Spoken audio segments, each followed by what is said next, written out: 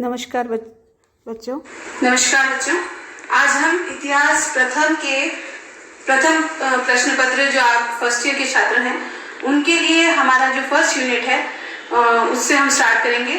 जैसा कि मैंने आपको पहले अपने सिलेबस जो मैंने डाला था उसमें बताया था कि हमारे इतिहास प्रथम प्रश्न पत्र में 5 यूनिट है और पांचों यूनिट जो है वो अलग अलग विषयों से रिलेटेड बांटी गई है। जो हमारा पहली यूनिट है उसमें जो हमारा पहला पॉइंट है वो है स्रोत। स्रोत का मतलब होता है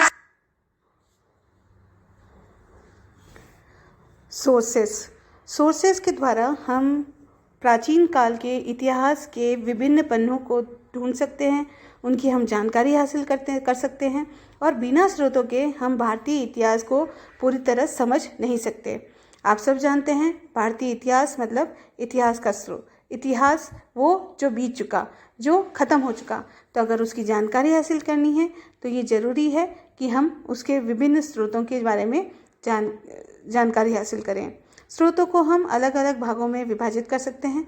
मुख्य रूप से इसके 4 विभाजन माने गए हैं। सबसे पहला जो हम मानते हैं स्रोत में वो है साहित्यिक स्रोत।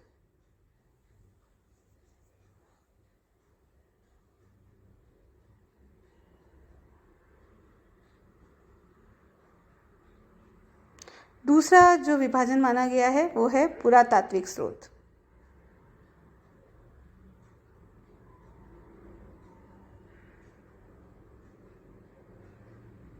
तीसरा जो विभाजन है वो है विदेशी विवरण।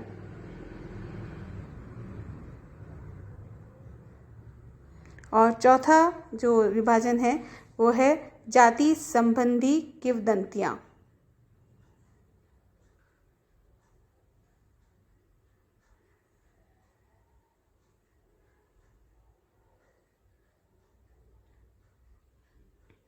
अब ये जो 4 विभाजन स्रोतों के हैं, जिसमें साहित्यिक स्रोत जो है वो उन दरबारियों द्वारा या उस टाइम के जो इतिहासकार हैं उनके द्वारा लिखा जाता था। लेकिन इस चीज़ में आपको एक चीज़ बहुत ही इम्पोर्टेंट ध्यान रखनी है कि साहित्यिक स्रोत जो है वो क्योंकि दरबारियों द्वारा लिखे जाते थे, अपने राजाओं के लिए लिखे जाते थे, तो मुख्य रूप से ये प्रशंसा के ऊपर बेस्ड थे।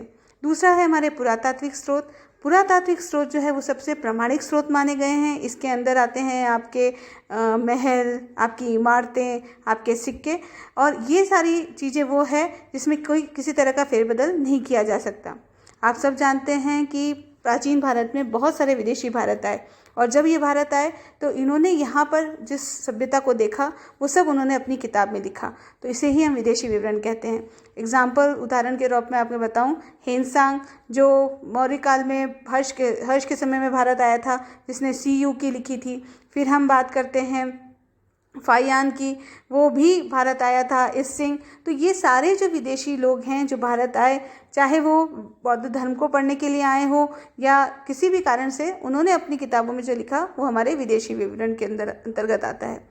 हमारा अंतिम जो है वो है जाति संबंधी किंवदंतियाँ। जाति संबंधी किंवदंतियों से मतलब है कि प्राचीन काल में हमारा जो समाज है वो पहले वर्ण में और फिर बाद में जातियों में बट गया, और फिर उन जातियों द्वारा अपना जो इतिहास लिखा गया कि उनके जो पुराने लोग थे वो कौन थे, उनकी शाखा कहाँ से प्रारंभ हुई, वो सारे हमें जाति संबंधी किंवदंतियों में मिलते हैं।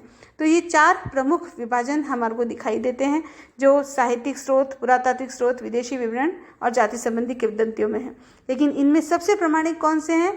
पुरातात्विक स्रोत। जैसे मैंने आपको बताया, एक उदाहरण के तौर पर मैं बताती हूँ कि जैसे कोई सिक्का है, तो जो सिक्के हैं वो उनके ऊपर कोई चित्र है, उनके ऊपर कोई लेख है, तो उसमें किसी तरह का फेरबदल नहीं किया जा सकता।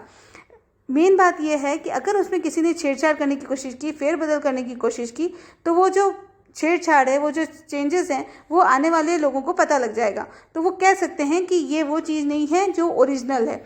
इसीलिए पुरातात्विक स्रोत को हम सबसे प्रामाणिक मानते हैं, क्योंकि इनके द्वारा हम अतीत के सबसे प्रामाणिक साक्ष्य हासिल कर सकते हैं, हम इतिहास को सही तरह से लिख सकते हैं। तो पुरातात्विक स्रोत जो है वो सबसे ऑथेंटिक हैं। और जहाँ तक साहित्यिक स्रोत की बात है, साहित्यिक स्रोत जो है वो क्योंकि अलग अलग टाइम पीरियड में अलग अलग इतिहासकारों द्वारा, दरबारियों द्वारा लिखे गए थे, इसीलिए क्योंकि ये भी माना जाता है कि वो मुख्य रूप से उनकी प्रशंसा के लिए लिखे गए होंगे, क्योंकि कभी कभार ऐसा होता था कि अगर कोई दरबारी राजा के लिए बुरा लिख दे तो राजा उसको मृत्युदंड दे सकता था। तो इसलिए साहित्यिक स्रोतों के साथ हमेशा से ये चीज़ है कि आप पूरी तरह से साहित्यिक स्रोतों के ऊपर डिपेंड नहीं रह सकते। आपको अगर किसी काल का वर्णन प्राप्त करना है तो आपके लिए ज़रूरी है कि आप एक नहीं अनेक साहित्य, अनेक अलग अलग लोगों द्वारा लिखा हुआ साहित्य पढ़ें और फिर किसी कालखंड की सही इतिहास की जानकारी हासिल करें। साथ ही साथ साहित्यिक स्रोत अगर पुरातात्विक स्रोत से साथ मिले हुए होंगे तो हमारे लिए इतिहास का निर्धारण करना सबसे आसान हो जाएगा। तो इसलिए साहित्यिक स्रोतों को हम पुरातात्विक स्रोतों के साथ जोड़कर देखें, तभी हम इतिहास का सही निर्धारण कर सकते हैं। धन्यवाद।